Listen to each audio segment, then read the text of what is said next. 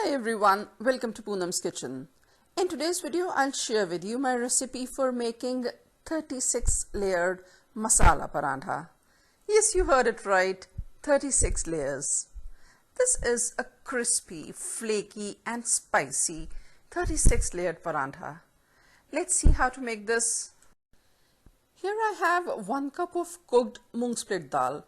I cooked this yesterday and this is the leftover. For this recipe, you may boil fresh dal or use a leftover dal the way I am doing. Or else you can knead the dough without any dal. Now whatever the amount of dal you have, you take the same amount of wheat flour, almost the same. Here I have a handful of chopped cilantro leaves. To spice up the dough, here I have salt, coriander powder, red chili powder, turmeric powder, garam masala and carom seeds. You may also add any other spices or herbs of your choice. Now depending on the consistency of the dal, you might need some water to complete the kneading of the dough, so keep some water handy. Now when I cooked this dal yesterday, I added ginger, garlic, onions and tomatoes for the tempering of the dal. If you are kneading the dough without any dal or with only fresh boiled dal, then I would suggest that you add grated ginger and finely chopped onions along with the rest of other spices. You may then add ginger powder and cumin seeds powder along with the other spices. Here I have a mixing bowl. I'll transfer the whole wheat flour. The dal has enough spices. Now I need to spice up the flour part of the dough. So to this I'll add 3/4 teaspoon salt, half teaspoon red chili powder, add red chili as per taste of your family, 1/3 teaspoon turmeric powder, 1/3 teaspoon garam masala, half teaspoon carom seeds and half teaspoon coriander powder. I'll mix in the spices with the flour.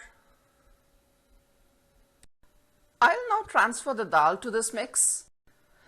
I'll save some dal to adjust the consistency later.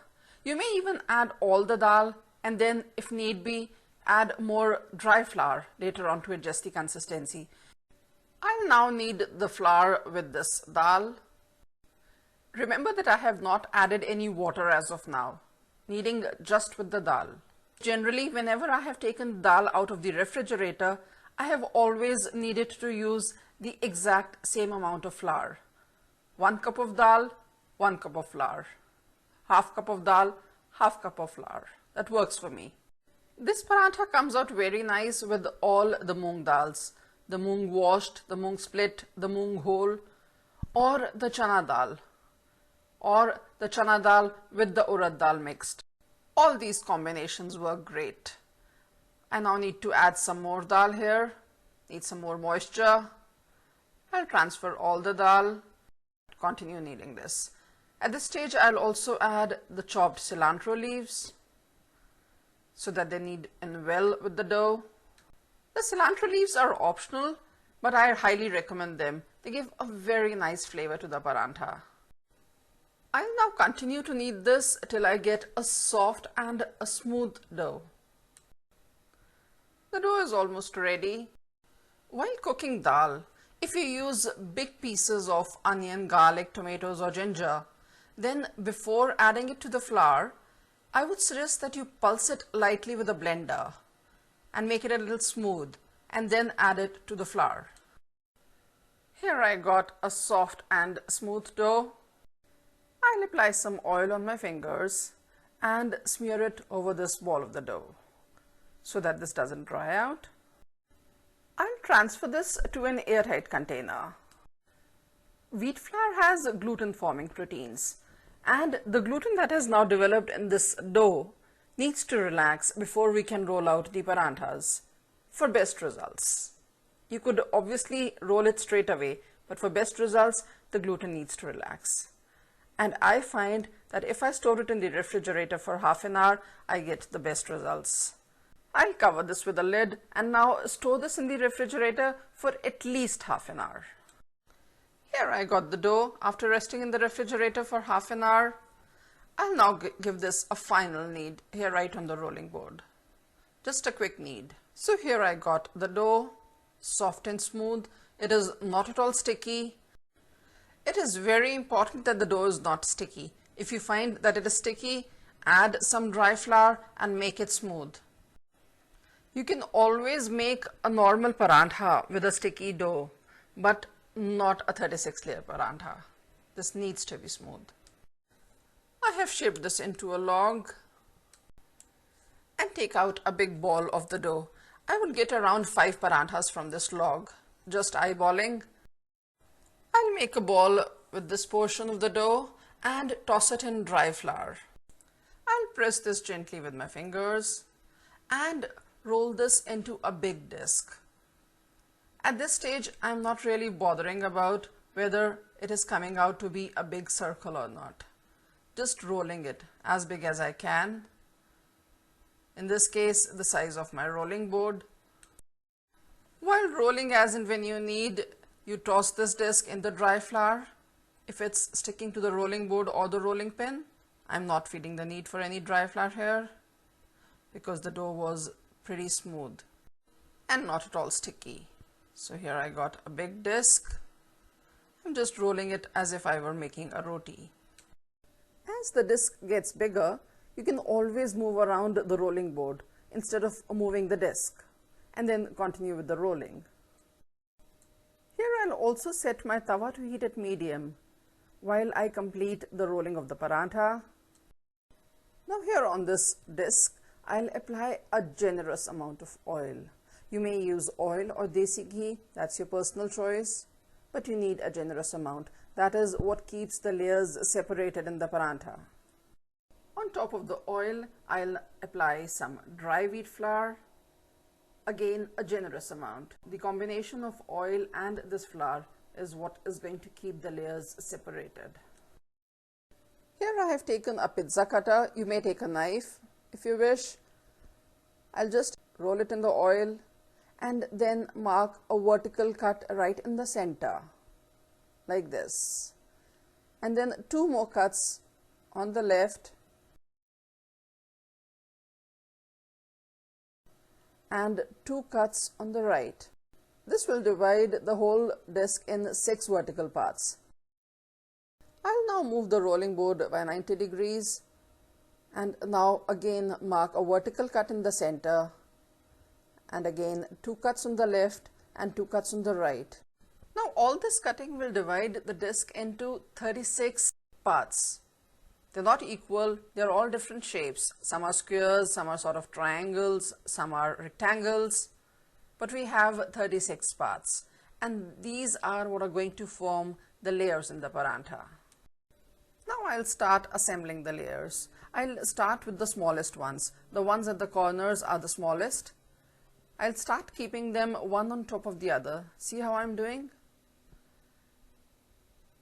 The smallest one is on the top and then the bigger ones are on the bottom. At this stage, worrying about whether the orientation is right or not is not important, but whether the smaller ones are on the top, that is important. That is what is going to help in revealing the layers after frying the paratha. Here I got one pile of the layers, put this aside, and now collect the others. I'm just taking care the smaller ones on top and the bigger ones on the bottom.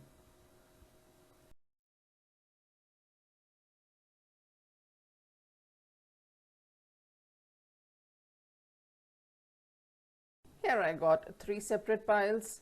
I'll now put them together. The bigger pieces at the bottom, then the smaller ones on top of that, and topmost the smallest ones. I'll press these together. And now you see all these are going to form layers in the paratha, the 36 layered masala paratha. I'll press these firmly with my palm so that they don't spread around while rolling. They stick to each other. And now I'll toss this in dry flour and roll this into a big disc. And now while rolling, I'll make sure that the biggest square or the biggest rectangle is on the top, and that is where I'm going to roll. Now I'll make a conscious effort that I roll this into a circle, a circular disc. Now when needed, I'll toss this in dry flour and again roll on the same side as I was rolling earlier, with the largest rectangle on the top. I'm rolling with a very soft hand. If you press too hard while rolling, then the layers will sort of stick to each other and not separate. We don't want that. I'll not roll this very thin either. I'll roll this thicker than what I roll for a roti. Now let's look at the layers. See here at the back side. Are you able to see the different layers? Since this is a masala paratha, we have lots of cilantro also going on there. So all these layers will get separated. The oil and the dry flour that we applied between the layers is going to ensure that. And now when I'm placing this on the tawa, this side will go facing down the tawa. The tawa is also warm. Now this side with the smallest triangles facing down the tawa, like this. In less than a minute, the top side starts showing some bubbles, which means the bottom side is getting partially cooked. So time to flip this over. I'll give you a closer look. See the brown spots? It means the side is partially cooked. After almost a minute, the bottom side is also now partially cooked and I'm ready to flip this over. So I'll now apply ghee on this side, actually oil. I'm using oil right now. You may use ghee or oil, and flip this over. Now the side facing the tawa will fry with the ghee. A few seconds later, I'll apply ghee on this side as well, ghee or oil. I'll press this gently for some even frying and flip this over again so that both the sides get fried. I'll press gently on this side as well. Both the sides are now done, fried crisp.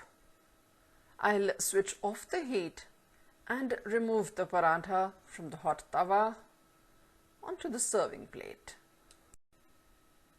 Here's the crispy, flaky 36-layer masala paratha. Before serving, to show the layers prominently, I'll crush the paratha lightly between my hands. See how flaky it is? And just look at the layers. This is so crumbly, as if it will crush in your hands. And this masala paratha tastes amazingly delicious. Serve this paratha with yogurt, butter, or a cup of tea or coffee. Friends, this is about my recipe for 36-layer paratha, the masala paratha. Hope you liked my recipe. If you like this video, do give it a thumbs up and subscribe to Poonam's Kitchen on YouTube. To check out Poonam's Kitchen, just click on my picture on the screen. Thank you so much for watching this video. See you again with a new recipe very soon. Till then, bye.